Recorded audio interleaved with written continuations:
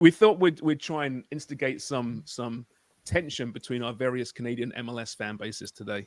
So we have a great roundtable. We have that's Olivier Brett. I just been talking to there of RDS and FC 919 on BPM Sports Radio.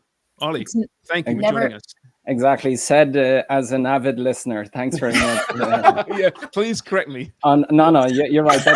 That's our twice a week show on BPM Sports. We're based in Montreal, but we're also in Quebec and Gatineau, which is very close to Ottawa for people further out west or east. Is it French speaking, the show? It is. Yeah, absolutely. There you have it. I can barely speak English, so maybe I'll work on that at some point.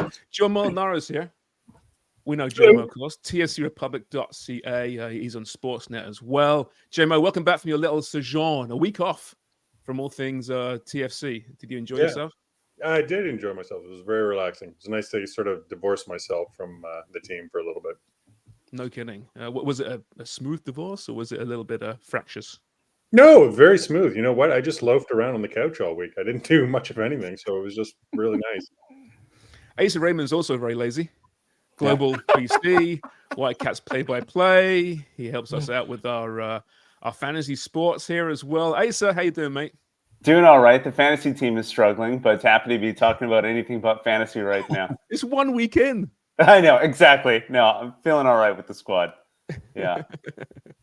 Well, listen, thanks, guys. And you heard Wonga there and Dubs and JC, and I'm Sharman. So today, let's just recap where we left off because MLS returns this weekend. Although Vancouver's not playing, right, Asa? They got the week off because of... That's right. They got an extra week off because they've had so much rest. It's good to get one more week. Yeah, no kidding. Well, where we left off, Toronto, 8th place in the 3 points back of Orlando. They had, though, won 2 of 3 games. So they've really turned the corner, have TFC.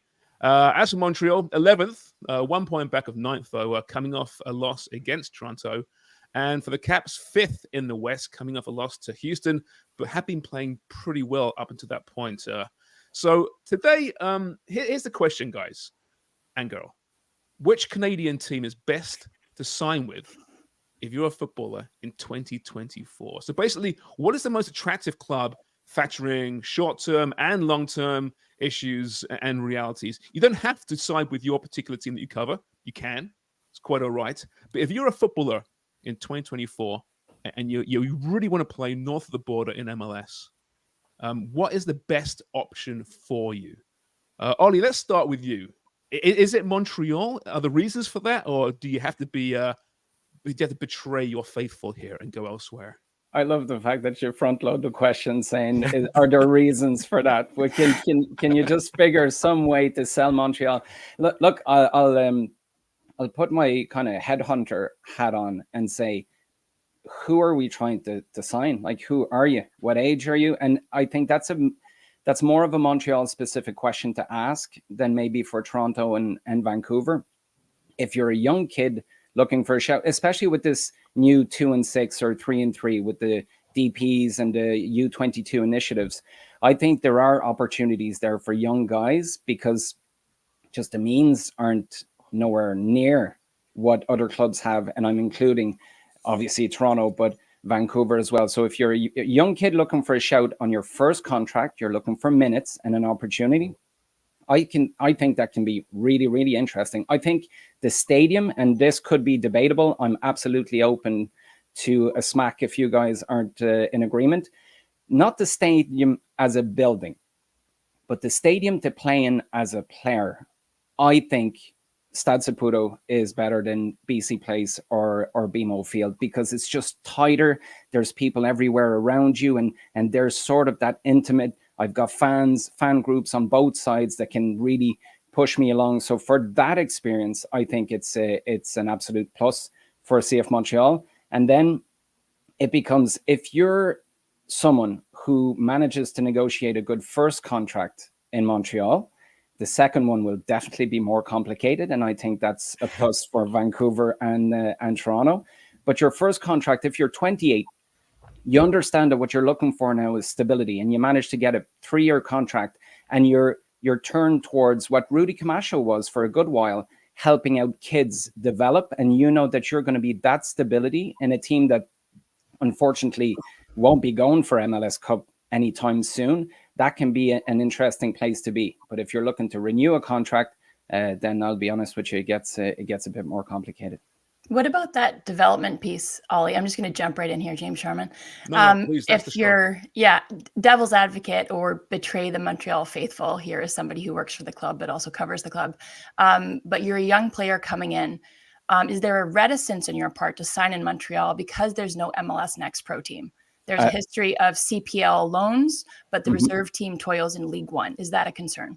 First of all, there's what will soon be a forgotten history of CPL loans because they just don't work in Montreal. I'm sorry. They've loaned out. The only ones that worked were James Pantemis, goalkeepers, basically. James Pantemis, Jonathan Serrois. They went, got some experience, came back, signed in MLS, and are still in MLS. All the others just didn't work out. And I don't think they ever will, because it's that weird gap in between where you'd want them training with your first team, having minutes with the second team, and have that ability to maybe, a bit like Alonso Coelho, sign a short-term contract, sign another one, and all of a sudden you go, hang on, this guy is actually able to step it up. So I think there are players like Ismail Kone, like Nathan Saliba. Those guys are ready to jump in straight away. Other guys, Alessandro Biello is a good example this year. He signed, but he's not playing anywhere. And I think that's the dangerous spot to be in. A guy who's ready to sign with a first team, but not really ready to contribute straight away and win a starting position once every, 6 or 7 matches. That's a spot where if I was that kid's father or agent, I'd be saying, well, we might look somewhere else. Of course, there is a big Mathieu Chouinier-sized hole to be filled at some point by the sounds of things too.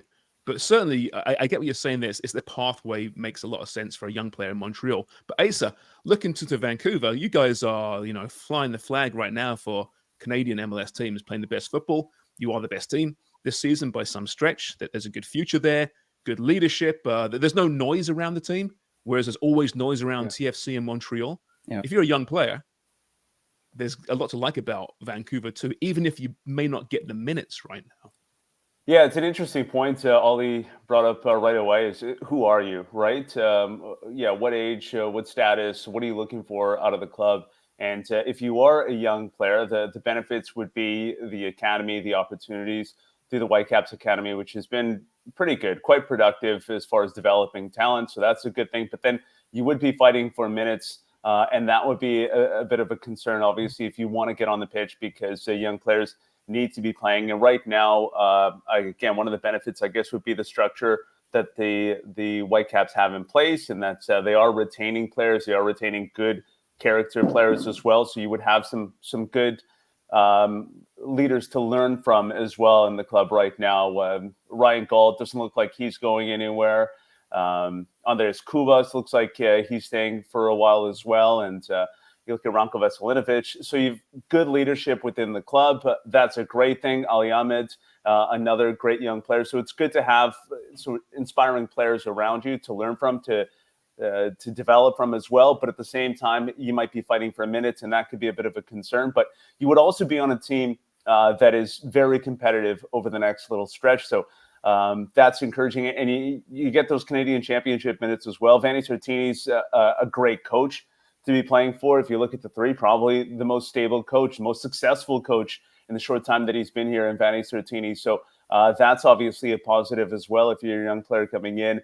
And then Vanni likes to rotate players. So you're hoping you'd get the minutes. The interesting thing is if you are, a more established player trying to get into one of these Canadian teams, you see the opportunity to win potentially with the Vancouver Whitecaps. But then one thing that we struggle with in Vancouver as we're recording this on the West Coast at 7 o'clock in the morning is getting the eyeballs when the Whitecaps are playing 10 o'clock at night. Even when the Whitecaps are rolling, there's such a big campaign to lobby for, hey, Ryan Gault. Yes, this guy, Ryan Gault, he's a pretty damn good player.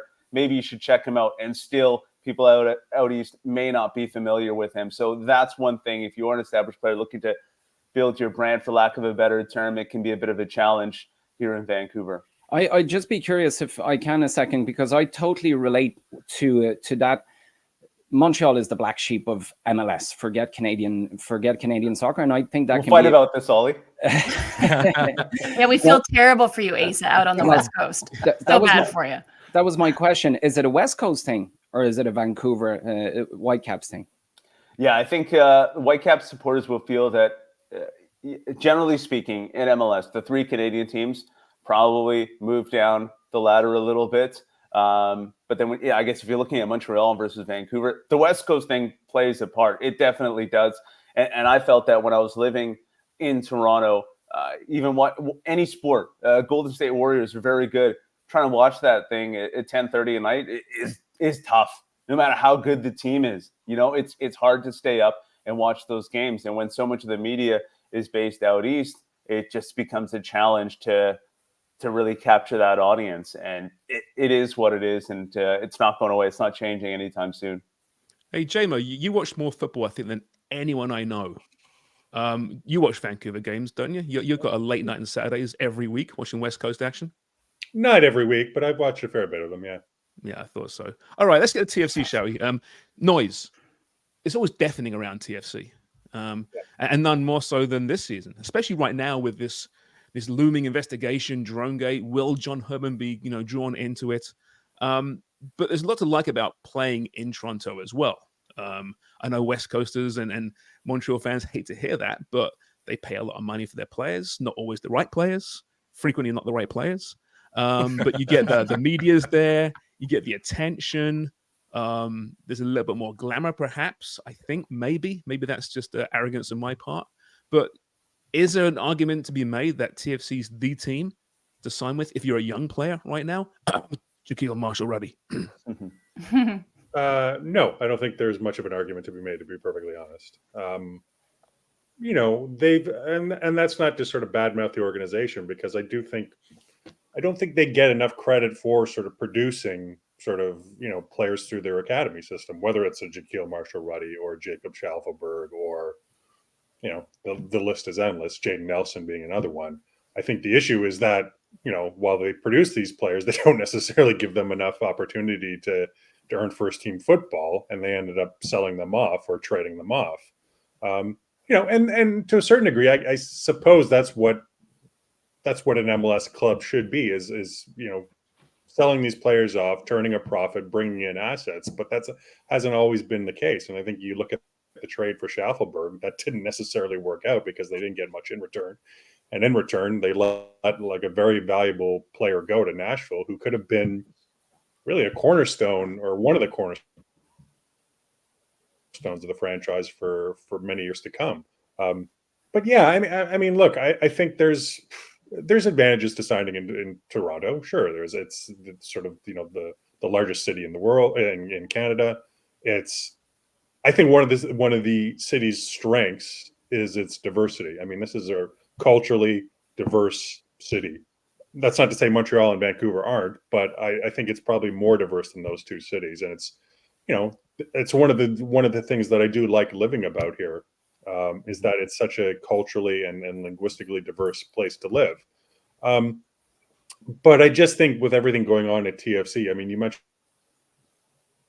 it before, about there's always seems to be noise going around TFC.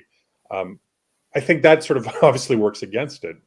If you're looking for a stable sort of situation, where the club is set up for long-term success, beyond this season, but just looking, with regard to a 2 or 3 or 5 year plan, I think you're better off going to Vancouver than you are coming to Toronto, because this is this team that is struggling to put a competitive team on the field because of its salary cap situation.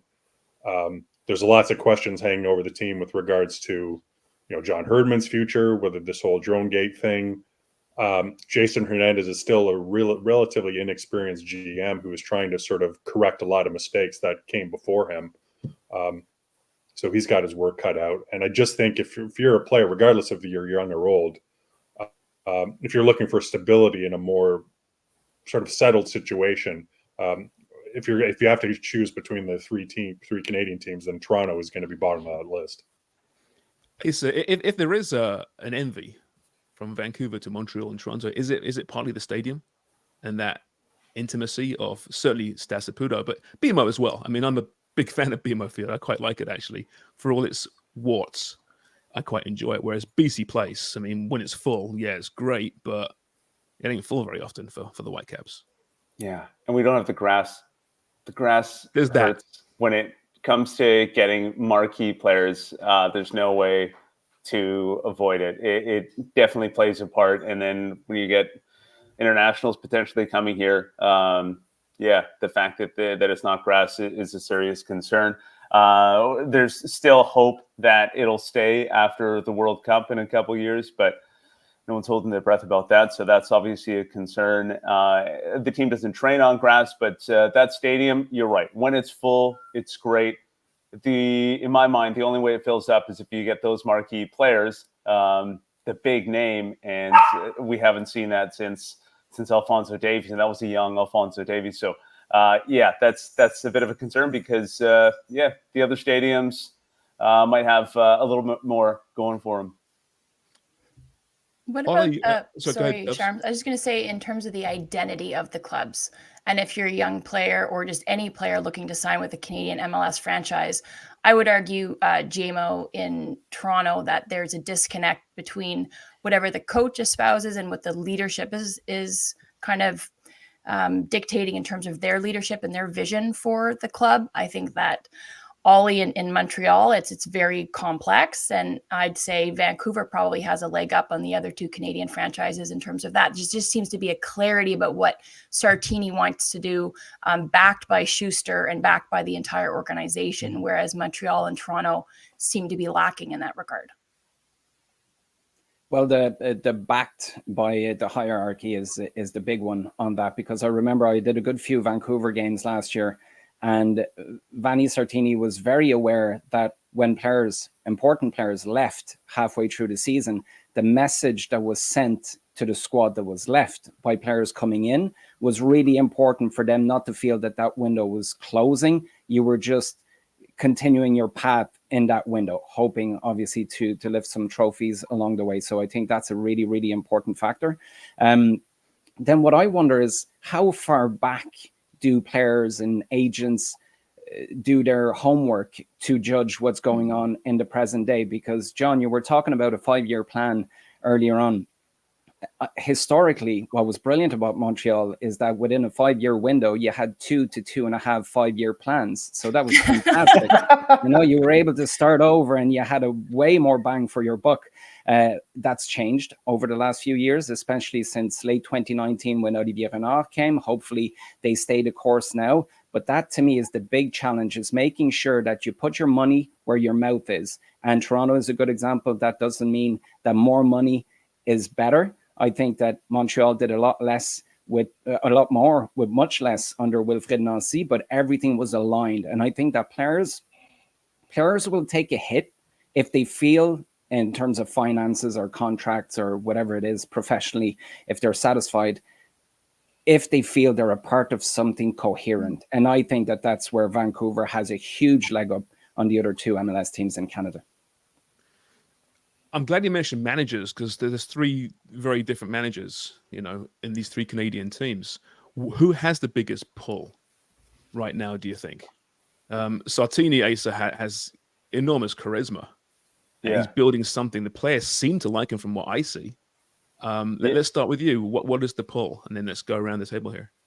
Yeah, I'll keep it quick. I think that the players do love him. You mentioned it, Sharms. He's the type of manager that is very clear. Ollie mentioned this as well, and that it's all about the team, and it's a structure. It's a situation that everyone needs to buy into. So I guess that would have to be the right fit for the player if they really want to buy into the system. But he's not shy about saying that the success of the team is based on the team itself, and it's not about one individual player. And that goes to the top players as well. Ryan Gauld's a special player. Brian White scores the goals. Andres Cubas, a key part of this team, but it's always about the team. That's something he'll continue to preach. And it's been successful. It works because we've seen it. Players come in and out because of international duty, injury, whatever it is. And he's able to sell this story. And he is so inspiring, such a great motivational speaker. And you see the impact that it has on the young players off the pitch. He's molding young men. it's something we'll say sometimes, but he's doing a great job of it, and he's definitely getting the young players to buy into this. JMO, it's too early, I think, to really judge John Herdman on the field. Given that there haven't been that many windows, as already discussed, we keep hearing it over and over. It's very hard to improve this team given the cap restraints, which was put in place by a previous regime. But given the noise around John right now, is he still a big pull, do you think, for players? Obviously, Canadian players, I would think so, but others? I think so. I mean, the fact that he is, someone who's won an Olympic medal, who was coached at the international level, both with a great deal of success, both on the women's and men's side. I think, players sort of take notice of that. And I think, his reputation certainly precedes him as, kind of like a master motivator and someone who can pull a team together. And whatever you want to say about John, whatever his shortcomings are, what can't be said about him is that he knows how to pull a team together. I think about, the TFC team of last year that was rife with divisions and cliques and just a lot of sort of backstage sort of drama. And, he's really sort of been able to pull the team together. I mean, think about last season with, what was going on with the Italians and, the mutiny essentially that they forged against, Bob Bradley. And I remember one of the big questions, Sharms, about going into the new season was, would he be able to get these guys on side? Would he be able to get the Italians to sort of buy in to his vision of what he wanted to do? And I think the question has been, answered affirmatively. Yes. I mean, the fact that he was able to convince Federico Bernardeschi to convert into a wingback, to play that position, to take on more defensive responsibility. And he's done it without complaining. I mean, he's actually relished the chance to sort of play that new position. I think that sort of speaks to John's ability to sort of convince players what's best and to get them on side to what he sort of his vision of what, of football and how he wants his team to play. So I think John does have as a fair bit of pull in MLS and beyond that. JMO, sorry, I wanted to ask you the specter of this investigation. Mm-hmm. What's the word? Is there noise around the team about this? You know better than anyone. Where's this Olympic spying? How do you feel it's going to play out? And is it creeping into the team at all, into the conversation? Or is it just kind of laying out there nebulously? It's just kind of laying out there nebulously right now, but that could change. We've heard talks about or reports about, the federal government wanting to hold sort of investigation into this. If John Herdman has to suddenly go up to Parliament Hill to testify, then I think you can imagine that's not a good look for him. And then the pressure will be much more, I think that there'll be much more pressure on him and that'll lead to a much more unstable situation there. I think, Dan, it's really going to depend on how this whole thing with Canada Soccer, the investigation plays out. If it sort of paints John in an unflattering light and then FIFA starts to sort of bear down and apply pressure, then, that could certainly affect his future. So I think it's really just going to depend on how things play out, both at a FIFA level and Canada Soccer level. But for right now, it's just kind of laying underneath the surface. It's not really sort of affecting things, or it's not a big topic of discussion, to be perfectly honest. So it's not hovering above the surface. No, it's actually beneath the surface. It's beneath. Yeah, I used the wrong metaphor, didn't I? What the fuck? That's how tsunamis show up, though. Yep. Always watch the tide. You never know what might happen next. Ollie, Laurent Couture is he's 2 removed from Wilfred Nancy now. 2 years. 2 managers, right? He's the second manager since Wilfred Nancy. Yeah, exactly. Yeah. Hernan Losada was there last year. That's right. Is he still under the shadow of Wilfred Nancy? Is that fair to say? Still trying to find his feet?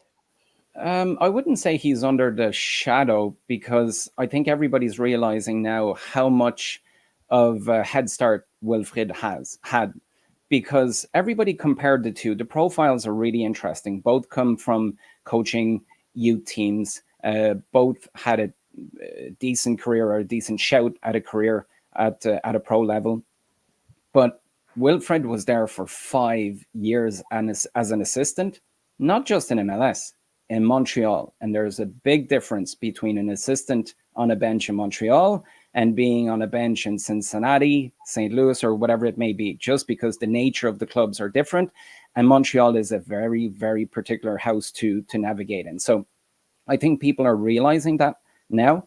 I think people are also realizing that Wilfried was maybe more prepared, because those years didn't just allow him to understand how the club worked and how to navigate where he could pull a trigger or where he could just stand off and let Olivier Renard do his thing. I think that's something that Courtois is clearly learning right now. Basically, what I'm trying to say is Courtois, everybody understands, is greener now than Wilfried Nancy was at this stage in his first season in 2021. And I'm privileged enough to be in broadcast calls with some Vancouver, some Toronto, and some CF Montreal games. And the difference is just baffling. And it's really interesting. It's not a judgment in character or in quality, but you're in with Vanni Sartini and you're looking forward to broadcast calls because you're just wondering what's the next quote going to be or what's the next tweak. You know, he's always very transparent and honest. Then you've got John, who's basically the voice of the club because you feel that he's the one trying to gear it towards a healthier spot. And then you've got Laurent Courtois, who's the equivalent of what I was talking to you guys about, a young guy looking for a shout. Montreal, unless they change their philosophy, are going to be that. And I was talking to you about the second contract. I think it's often going to be an issue for those guys. They come in, they get a chance because they won't get paid a lot, but they're open to somebody coming in with a philosophy that sticks with CF Montreal's. But then if it goes well, I think that person is either looking to move or to double their money. And then you hit a wall, as Wilfried Nancy did. So that's going to be a really interesting one to see play out with Laurent Courtois. All right, listen, guys, almost out of time. I really appreciate the time. It's been a great show so far. We could go on a long time, I think, discussing this. But let's end it. Each of you, I want to hear from you. If you are an established footballer, forget money right now. Forget, you got tons of dollars in the bank, euros in the bank. You're an established footballer. Where are you signing? You're 28. You're in your prime, right? You got probably one decent contract left, maybe two, but that's regardless. Where are you signing? Asa, let's start with you. Oh, we're signing in Vancouver because it's one of the best cities in the world. And John was close to pointing out that Toronto might be the center of the universe earlier before he corrected himself. But Vancouver, absolutely gorgeous. And you want to live here. I think everyone that comes here enjoys being here. The mountains, the ocean, it's wonderful. And then you're able to get out to the beach without too much fanfare and being interrupted and disturbed. So you have a nice lifestyle here in Vancouver, and then you can win that coveted MLS Cup that is a 28-year-old who's won in England and Germany or wherever you're coming from. You've always wanted, you've dreamt of as a boy growing up, winning that MLS Cup, and Vancouver gives you that best chance. So that's definitely why you want to go to Vancouver. Asa, a Whitecap for life. Sand, sea, and turf. Oh, It's a good sell. That turf, I don't know. Ain't the surf and turf. It's the broken knees and ankles turf. But well, still, you just kind of, yeah. That's how you spin it. Cheers. JMO, where are you signing? If I'm a French-speaking player, I'd probably go to Montreal because I just think you can become like the king of that city, much like Didier Drogba did when he sort of moved to MLS. If I'm an English-speaking player or speak any other language, or European or South American, I'm going to Vancouver for all the reasons that Asa just said. I just think it's a remarkable city with the great lifestyle opportunities. You can kind of, just sort of live your life quite quietly without kind of getting hassled. And I think there's just a bigger upside in terms of like the long term to playing for the Whitecaps right now compared to TFC. I like the answer. All right, Ollie. I'd share that part with the French-speaking player if you're an absolute superstar, because I think if you're an Antoine Griezmann or a Olivier Giroud, obviously we're not talking about the money here, but then you're looking to be the face of the club. That can be absolutely fantastic because you'll get something else besides trying to chase trophies. If you're an in-between kind of player or from somewhere else, I absolutely agree. My knees are okay, so I can deal with the turf, and the beach isn't much of an issue, because if I'm winning MLS Cup, I won't be able to go back to the beach because all of a sudden people will recognize me. So I'll just figure out I'll go to California or something. Also, the Valid fair point. skin and the sunscreen and Yeah, the burns, right? yeah. But I've never fished a day in my life, but I have some fishing tops because just sunscreen just became too much of a hassle. So I'm okay with that, Amy. Don't worry. Okay, good. What about you, Dubs? Where would you play if you're in your prime? Oh, I think it's hard to argue with Asa, who I think is all of a sudden working for Vancouver Tourism. I think he makes a really good case for getting out there, right? Or like getting a little like kickback on the side. But I think Montreal, like obviously I'm biased. I think beyond being a French-speaking player, there's an allure to Montreal that is unlike, or that you can't find in Toronto or in Vancouver. It's got that international flavor, that European flavor, but you're in North America. And word on the street was that via an Adidas guy who had been to Montreal, that's why Messi came and he played at Stade Saputo, because of that European flavor and that vibe. And so I don't know how much credence to give to that, but I think if I'm a player looking to kind of extend my career and get a little bit more mileage, but also have the lifestyle component, I'm going to Montreal. And there's also convincing the family. You know, Wayne Rooney went to DC. It got complicated fast. I think Montreal has that European aspect that can be a kind of an in between. There's the distance as well, obviously, that can be a factor. But if you're just choosing and not considering the geographics of it, I think Vancouver is doing well. Wonga, can you back Toronto? No. Although the way I would choose things in my my career / I always like going to a team that's been underwhelming, and right now I'd say that's a Toronto Montreal play right now. You go to where it's the mess, and I'll give you a brief little story. I went to, obviously going to university in Montreal and going to McGill, the grades were a thing, but the football team, when I played there, they were off a 1-7 season and a 2-6 season. And then my first year, we started winning. My second year, we won the Vanier Cup. Third year, established top 10 team. It was one of those things. You go to where you have an opportunity to play, where you have an opportunity to make a difference, and that gives you confidence and rolls you into the next couple of years after. Wonger's a bet on himself guy. Very much so. You start a podcast in a sport you know nothing about with a couple of dumb friends, and then all of a sudden you find yourself. Did you know that he won the Vanier Cup? I mean, I didn't know that. I never heard that before. He's never said that before. Oh, shut up, Sharms. Listen, he won the Vanier Cup. His pockets are full of millions, and that's why it sounds like a charity appeal at this stage. I just want to make a difference. That's why I'm coming to MLS. Well, I guess my question, I know JMO's got to go too, but in Sharms, but do you choose a messy city, a messy club? Because sometimes that gives you more opportunity. You mean like Inter Miami? Oh, not that messy. Yeah. I mean, Dubs, I know we're almost done, but Dubs, you had to choose cities, or were they choosing you when you were playing pro? No, this is a terrible question to ask me, because I got chosen as an international when like the play was to develop Americans, right? Wow. And Canadians were on the fringe. There was very little in the way of choice for professional soccer when I was playing. Somebody else. Okay, horrible question. Allow me to back up Toronto a little bit here, right? I mean, that's the only team that's won the MLS Cup, right? And I remember when they won, JMO, you were here too. It was a ton of fun. This city did embrace TFC. BMO Field was rocking. It was a great night out. We saw the parade. A lot of people embraced this team. There's a lot of, it's almost like that pressure cooker and the lid coming off finally. After all the crap for so many years, it's a great city to win in. Toronto is. It's not so great to lose in. And right now they're in that kind of in between. So that's what I'll give Toronto a little bit of love for. But I love Vancouver and Montreal as well, man. To live in, couldn't say no. To be honest with you, to either one of them, I don't think. All right, listen, thanks, guys. I really enjoyed this. We like I said, we could definitely have done this for a lot longer, but this will keep the YouTube algorithm happy. So we'll say farewell. Ollie, Asa, JMO, Dubs, Wonga, thanks so much, and we'll do it again, okay? Very, very soon. Absolutely. Sounds Cheers. good.